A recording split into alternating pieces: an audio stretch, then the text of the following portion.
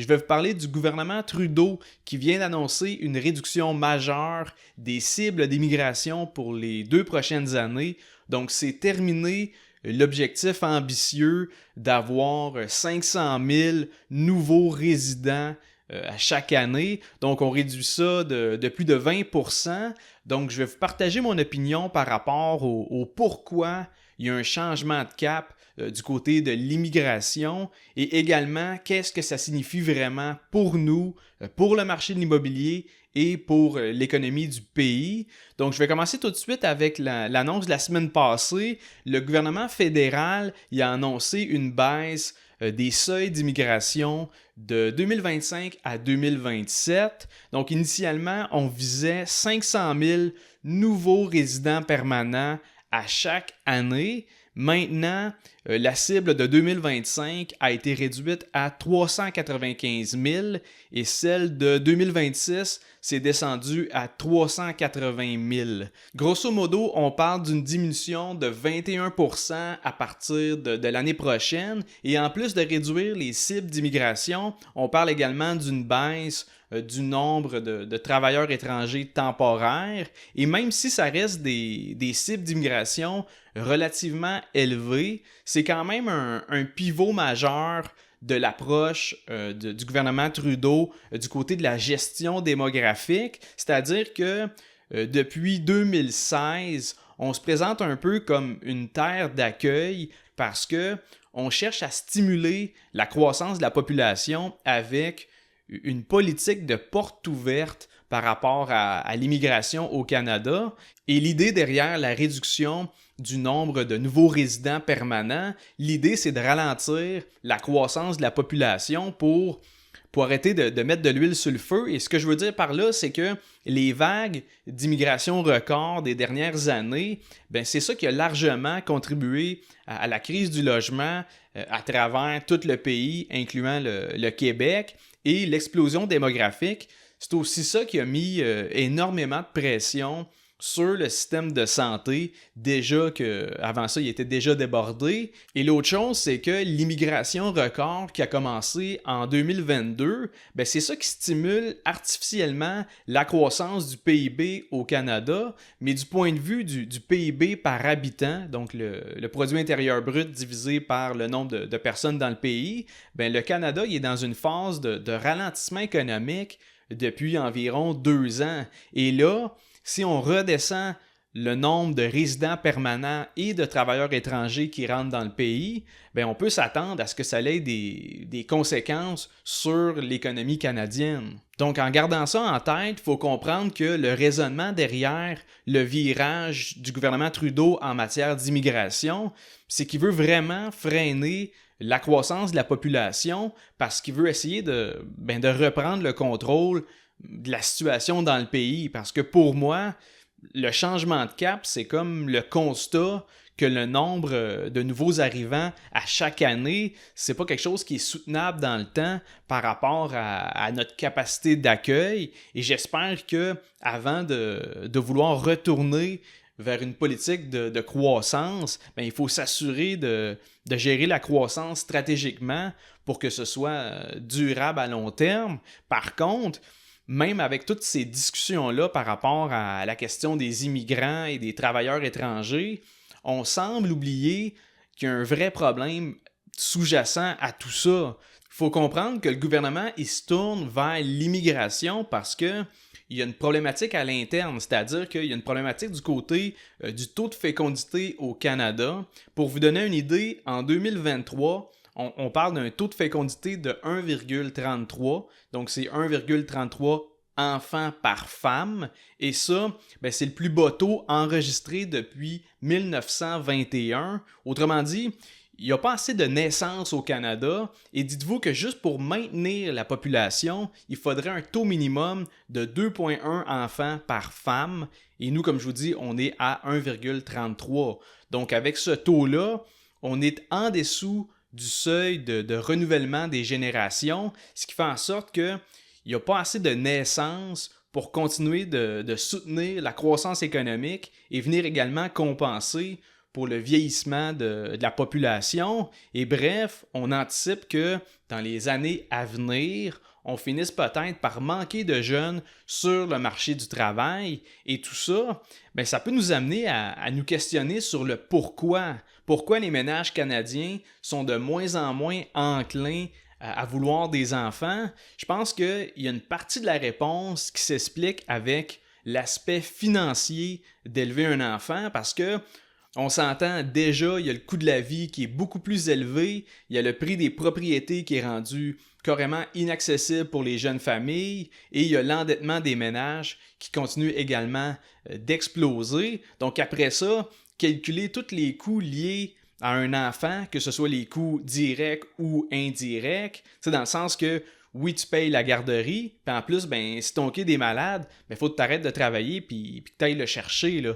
Fait que l'idée, c'est que c'est pas surprenant qu'aujourd'hui, les jeunes couples, ils hésitent à fonder une famille. Et conséquemment à ça, ben, la croissance de la population à l'intérieur du pays, ben, elle devient de plus en plus dépendante à l'immigration due au faible taux de natalité. Et dites-vous que juste avec l'annonce du gouvernement fédéral par rapport à la réduction du nombre de nouveaux résidents, on projette déjà une diminution marginale de la population au cours des 2 prochaines années. On s'entend, là, on prévoit une baisse de 0,2%.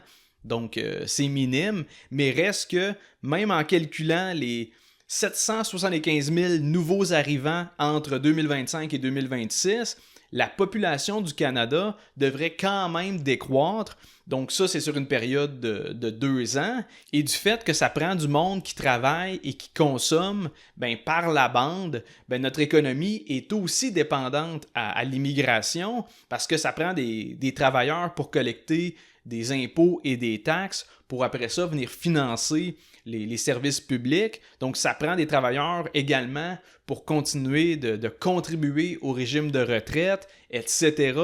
Tout ça pour dire que le monde a tendance à chialer sur l'immigration, mais il faut quand même réaliser que sans les immigrants, sans les nouveaux résidents permanents, ben, notre population, elle se renouvelle pas naturellement. Et à court terme, c'est pas grave, dans le sens qu'à court terme, je pense même que c'est mieux qu'il y ait une stagnation ou même une baisse de la population parce que ça va prendre une amélioration des infrastructures avant même de vouloir se pencher sur la croissance de la population. Il faut au minimum qu'on se donne le temps de rééquilibrer le nombre de logements disponibles, mais il reste que, ultimement, si le taux de fécondité n'augmente pas, c'est-à-dire que s'il n'y a pas plus de naissances dans le pays et qu'on veut quand même continuer de restreindre l'immigration, bien, le Canada, il se dirige inévitablement vers un déclin démographique. Et comme je vous dis, un déclin démographique, c'est pas un scénario positif parce que de un, la proportion de personnes âgées augmente, ce qui met nécessairement de la pression sur le système de santé, les pensions, puis tous les services sociaux. Et de deux, ben, ça crée également une réduction de la main-d'œuvre, une diminution de la consommation, ça affecte donc à ce moment-là la viabilité des entreprises et finalement, ben, l'économie du pays pourrait finir par tomber en forte décroissance et c'est pour ça que, de mon bord, je pense que la vraie solution, ça serait de trouver une manière de créer un environnement économique où les ménages canadiens ils se sentent à l'aise d'avoir des enfants parce que si tu as de la misère à payer ton loyer puis ton épicerie, c'est pas là que tu penses à avoir un enfant. Du moins, je pense que c'est pas le meilleur contexte pour le faire. Et quand je dis que il faut créer un environnement économique favorable, je suis pas en train de parler d'augmenter les allocations familiales ou de donner encore plus d'aide financière aux familles. Ça, c'est juste un plaster temporaire sur une plaie ouverte. Ce qu'il faut, c'est des changements concrets pour que les familles ils se sentent en sécurité financièrement. Et là, je parle de rendre la vie plus abordable pour le travailleur moyen, pas juste d'envoyer des chèques de temps en temps. Tu sais, des aides financières envoyées par le gouvernement, quand le gouvernement opère dans un déficit, ça règle rien parce que tu reçois un chèque d'un bord, mais de l'autre bord, ton pouvoir d'achat diminue à cause de l'effet inflationniste, de la création d'argent, parce que le chèque que tu as reçu, ben, le gouvernement il a emprunté pour te l'envoyer. Donc au final, ta situation ne s'améliore pas pantoute. Et tant qu'à moi, la première chose à faire, c'est de s'attaquer au coût de la vie. Et pour moi, le logement, c'est le plus gros morceau parce que tant que le prix des maisons puis des loyers ne seront pas abordables pour le travailleur moyen, ben les jeunes ménages, c'est sûr qu'ils vont hésiter à avoir des enfants parce que se loger, c'est pas mal le plus grand besoin de base. Donc, il faut que le prix des logements se réajuste à la baisse ou du moins qu'il arrête de monter. Et ça, ben, c'est directement lié à l'offre et à la demande. Donc, de un, évidemment, il faudrait en bâtir plus et pas juste des 3,5 parce que 3,5 pour une famille, c'est un peu tight. Et tant qu'à moi, ben, avec la dernière annonce du gouvernement fédéral, on est dans la bonne direction avec la baisse des cibles d'immigration. Mais encore une fois, tant qu'à moi, c'est pas suffisant. Je pense qu'il faudrait restreindre encore davantage le nombre de nouveaux arrivants temporaires et permanents, et ce, tant et aussi longtemps que la crise du logement n'est pas sous contrôle. Et l'autre chose qui me saute aux yeux, c'est qu'il faudrait également alléger la fiscalité des travailleurs et des entreprises. Et là, je ne parle pas juste de l'impôt sur le revenu, parce que, en fait, à chaque fois qu'on rajoute une taxe ou des cotisations obligatoires pour les travailleurs, ben, c'est de l'argent en moins dans leur poche et de l'argent qu'ils pourraient à ce moment-là utiliser pour élever des enfants ou juste vivre sans trop de stress financier. Et le fardeau fiscal actuel, ben, il étouffe les jeunes qui commencent à travailler. Souvent, ils commencent sur le marché du travail avec des dettes de prêts étudiants, en plus d'être payés à un salaire qui n'a pas nécessairement suivi la hausse du coût de la vie. Et je pense que la première étape, si on veut encourager les naissances, si on veut encourager les jeunes ménages à bâtir une famille, ben ça commence par laisser respirer un peu ceux qui commencent dans la vie. Et je suis conscient que le déclin démographique, ça peut sembler un peu abstrait et lointain, mais ça va rapidement commencer à se faire ressentir de la façon que le système est fait au Canada avec l'État-providence qui s'occupe de fournir les soins de santé et les pensions de retraite. C'est un peu comme un système de Ponzi, c'est-à-dire que pour continuer à pourvoyer tous ces services-là, ben, le gouvernement a toujours besoin de nouveaux travailleurs qui payent des impôts et des taxes pour arriver à financer tout ça. Et là, avec toute une génération qui s'en va bientôt à la retraite, ben tout ça, ça va coûter cher. Donc, il faut vraiment s'assurer qu'il y ait assez de monde en âge de travailler rendu à ce temps-là. Et si on n'inverse pas la tendance en cours, ben on s'en va direct dans le dallo. Et au bout du compte, ben l'immigration, ça reste une solution de rechange qui peut amener d'autres problématiques. Tu sais, tous les enjeux par rapport à la religion, à la langue parlée, aux traditions et coutumes, c'est inévitable qu'il va y avoir de la friction quand il y a autant d'immigrants qui arrivent avec leur propre bagage culturel.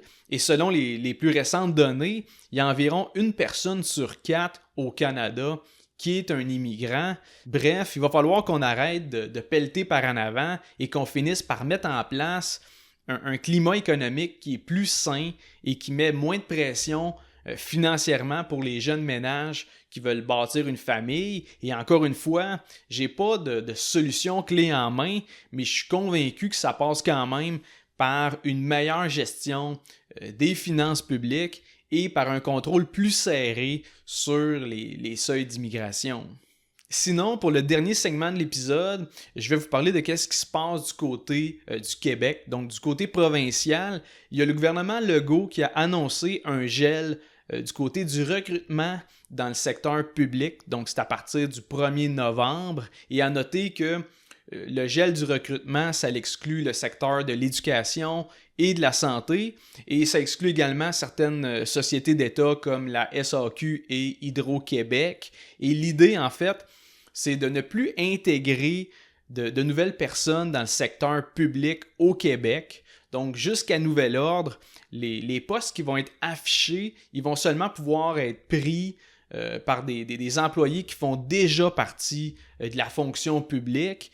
Comme ça, le gouvernement va pouvoir freiner la croissance du nombre d'employés dans le secteur public. Et on parle également de restrictions sur les heures supplémentaires, un autre élément qui va permettre de réduire les coûts liés aux employés dans le secteur public. Et encore une fois, je le répète, le réseau de la santé est exclu de cette mesure-là. Et là, avec le gel du recrutement, je pense qu'on commence à voir que le gouvernement du Québec, il cherche réellement à réduire son déficit budgétaire et pour y parvenir, il semble être prêt à contrôler les dépenses liées aux services publics, même s'il essaye de faire ça un peu incognito parce que en politique, il y a deux mots que tu peux pas dire, c'est récession et austérité. Au fait, même durant la période d'austérité avec le gouvernement de Philippe Couillard de 2014 à 2018, même à cette époque-là, on n'appelait pas ça de l'austérité parce qu'ils ont toujours refusé de mettre cette étiquette-là parce qu'évidemment, ça paraît mal pour le parti politique. Et là, ce qu'on peut entrevoir, c'est que depuis le début de l'année 2024, le gouvernement Legault, il prend des décisions pour diminuer les dépenses publiques et venir réduire le déficit budgétaire du Québec. Et c'est ça la définition même d'une politique d'austérité. Et comme je vous dis, la semaine passée, on annonce qu'on gèle le recrutement dans le secteur public. Mais tant qu'à moi, la première phase, c'est d'arrêter l'embauche de nouveaux employés. Mais après ça, la deuxième étape, ça pourrait aller jusqu'à la mise à pied d'employés dans certaines organisations publiques. Et je vous rappelle qu'au mois de mars 2024, le gouvernement du Québec annonçait déjà une couple de mesures pour réduire les dépenses gouvernementales. Entre autres, on parle d'une réduction progressive des subventions pour les véhicules électriques. On parle d'une baisse des crédits d'impôt pour les entreprises dans l'industrie de l'informatique et des jeux vidéo. Ils ont aussi aboli le crédit d'impôt pour les entreprises qui engageaient des travailleurs de 60 ans et plus. Le gouvernement a aussi fait des modifications par rapport à la vente de véhicules d'occasion entre particuliers dans le but d'éviter que le monde vende leur auto à 1$ sur papier et que comme ça, le nouveau propriétaire évite de payer des taxes à la SAC. Ils ont monté la taxe sur les produits de tabac. Bref, on peut en déduire qu'ils cherchent à baisser leurs dépenses et de l'autre côté, à augmenter leurs revenus. Mais cherchez pas le mot austérité nulle part, vous le trouverez pas. Dans le budget 2024 du Québec, on fait allusion à une optimisation des dépenses de l'État, ce qui est pas mal un synonyme plus doux d'austérité. Mais tout ça pour dire que je suis pas contre une politique d'austérité dans le but d'améliorer le budget déficitaire du gouvernement du Québec. Au contraire, je pense que rendu où qu'on est rendu, c'est absolument nécessaire. Et comme je l'avais dit au mois de mars, je pense que c'est uniquement le début des mesures d'austérité. Et c'est important de comprendre que ça va avoir des répercussions sur tout le monde. On parle de moins de recrutement, on parle d'une réduction des heures supplémentaires et également de coupures dans certaines subventions et crédits d'impôt. Et oui, c'est moche pour certaines personnes et oui, ça va impacter nécessairement la qualité de certains services publics, mais il faut voir plus loin que ça parce que à court terme, l'austérité, c'est sûr que c'est plate, mais si on prend un peu de recul, l'objectif de tout ça, c'est de ramener l'équilibre budgétaire. On y est parvenu avec le gouvernement Couillard et le but, encore une fois, c'est de contenir la dette et ultimement de limiter l'inflation parce que quand un gouvernement accumule de la dette sans contrôle, il finit par générer quelque part dans le temps de l'inflation parce que dans le processus, il doit créer de l'argent qui gonfle à ce moment-là artificiellement l'économie. Et plus la dette publique grossit, plus nos dollars ils perdent de leur valeur au fil du temps. Autrement dit, c'est notre pouvoir d'achat qui mange une claque et c'est le coût de la vie qui monte pour tout le monde. Donc dans ce contexte-là, l'austérité, c'est pas juste une question de réduire les dépenses gouvernementales à tout prix, c'est une façon de nous protéger collectivement contre les effets ravageurs d'une dette publique qui fait juste monter. Donc, même si c'est difficile, même si c'est une période de sacrifice, on peut voir ça comme une étape nécessaire pour retrouver un environnement économique plus sain. Donc, c'est rare, mais je suis d'accord autant avec la mesure du côté fédéral par rapport à la baisse des cibles d'immigration et je suis également d'accord avec les mesures d'austérité du gouvernement du Québec. Évidemment, ça ne pardonne pas toutes leurs mauvaises décisions d'avant et je suis également conscient que c'est des solutions à un problème qu'ils ont eux-mêmes créé. Bref, je vous laisse réfléchir là-dessus parce que des mesures d'austérité, c'est jamais populaire. Des coupures dans l'immigration, ça va amener d'autres conséquences sur l'économie. Mais si on comprend l'impact à long terme de tout ça, ben, comme je vous dis, c'est plus que juste des coupures. C'est une forme d'investissement pour la stabilité économique dans le futur. Et sur ça, je termine l'épisode d'aujourd'hui. J'espère que vous avez trouvé l'information pertinente. Si c'est le cas, je vous invite à laisser un 5 étoiles sur Spotify, à laisser un commentaire sur Apple Podcasts ou à vous abonner sur ma chaîne YouTube. Et sur ça, comme je vous dis, on se revoit mardi prochain pour un autre épisode de Finance 360.